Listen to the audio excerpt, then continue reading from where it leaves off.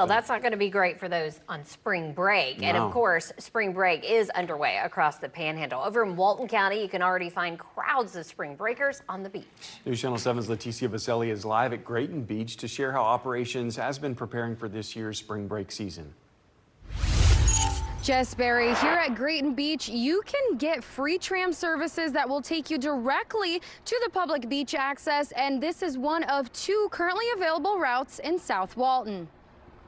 In preparation for increased traffic on the 38 area, Walton County Beach Operations kicked off its free tram services from parking facilities March 1st. The other running operation is the 393 Municipal Parking Facility. This is a daily service that will run year-round.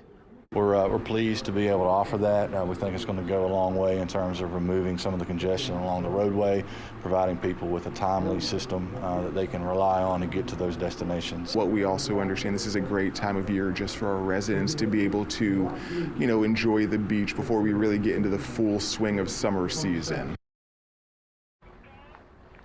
So I was actually told by beach operations that they are fully staffed and working daily to keep the beaches clean and safe. But they have told me that there's a lot of bonfire debris on the beaches, so make sure you clean after yourself. In Walton County, Leticia Vaselli, back to you. And once construction is completed, the Driftwood Road Municipal Parking Facility will join the beach tram service running daily to Miramar Beach. And to find out hours of operation and drop-off locations of the tram service, you can visit WJHG.com.